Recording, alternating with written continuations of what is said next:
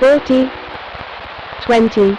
Doug Lawton, a legendary figure in the game, player, coach, smoker of cigarettes. For those who are watching, I've turned our shirt around so it says Rothmans in tribute to the man, because that's how I remember him, as a coach on the sideline with a cig on. Yeah. But obviously, Cup Kings witness, both as player and coach, and at Leeds and so on and so forth. What do you remember about Doug Lawton? Well, I'm old enough to have seen him play, and he was out of that mould of dynamic second rowers. He was a running second rower, a bit like Dick Huddart, a bit like Phil Lowe. We produced a generation of back rowers who were incredibly fit, very fast, very tough. You could tell how tough he was because he went to play for Canterbury for a year in 1984. You didn't play in the Australian Rugby League if you weren't at the top of the game in Britain. So yeah, good player, tough player. The fact that he played for Wigan and Widnes, that would tell you that he was at the top echelon of players.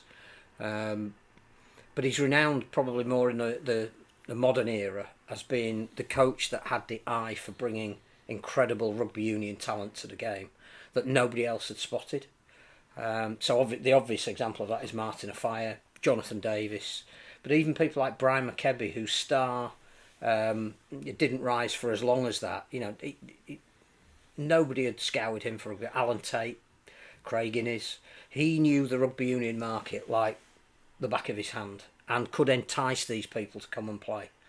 I think the only shame for him in his coaching career was that he was around at the same time as the great Wigan team, who were fully professional and just bought a couple more extra players than he could buy at Widnes and or Leeds. So he was always, in that era of being the coach at Leeds in particular, coming second. At Widnes, they had quite a lot of success while that Wigan team was assembled. I think he coached 18 teams coached teams to 18 trophies, which is phenomenal. Won a World Club Challenge with Widnes on a memorable night. Charismatic. Possibly didn't suit everybody in the way that that he coached. That's diplomatic. But he had a lot of influence over a lot of the fact that he got Ellery Hamley to sign for Leeds. Not many coaches could have done that, and whatever people may think, it wasn't just about money at that stage in Ellery's career. He could have stayed probably at Wigan and earned more money, but Dougie persuaded him there was a challenge here in his home city club, and that's how he should end his career. And took Leeds to Wembley twice with Ellery there, and on the first occasion, got quite close to winning it until the hour mark. He liked a cigarette. He liked a pint. Nothing wrong with either of those.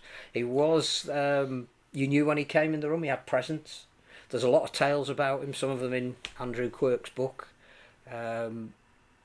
He's of an era, and he'll be fondly remembered in a lot of places, not least the Lawnswood Arms. I do remember, as daft as this sounds, as a ball boy, Leeds was the only bench I was kind of worried about going in front of. I don't know why, because I was doing my job, but played for Great Britain when they last won the Ashes, which how are we still talking about that?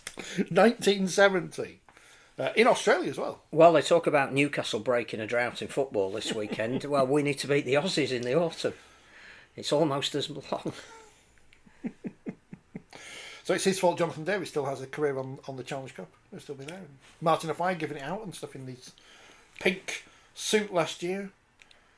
You mentioned that game against Canberra, and I don't know if it's still available. It must be available on YouTube somewhere because the BBC released it on video. But that's one of the great club performances by a British side. Absolutely. And he could get his teams up for one-off occasions as well. There were Regal Trophy finals. I can remember when he was coach at Widnes where you'd look at the team sheets and go, they may not today, and they did, because they were well primed by Doug, really well. And I'm sure that people that support the teams he played for would have even better memories than I would. I got to know him a little bit when he was coach at Leeds, and he was he had a wry smile.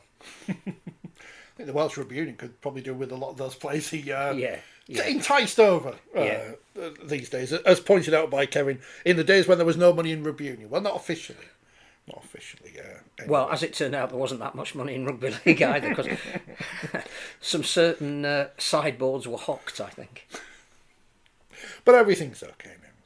But no, he was a great player, and he was a charismatic man and a great. He was a really good coach. He got the best out of what he had. The shame, I think, in the Widnes era, I always felt was that Tony Myler wasn't on the field anymore, because he was the one player that I thought if he could have stayed on the field for a long period of time, he was another of those where he'd play a few games and you'd miss him for 6 weeks. At his peak, Tony Myler could have been something really, really special. And I think if Doug had had him on a more regular basis, they possibly would have challenged even Wigan when they started to be dominant.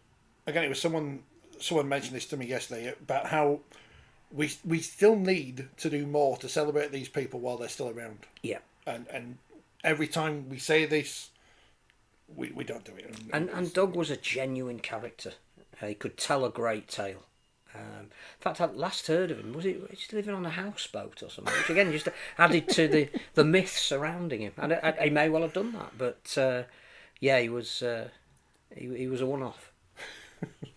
Good, yeah, good. He was good for the game.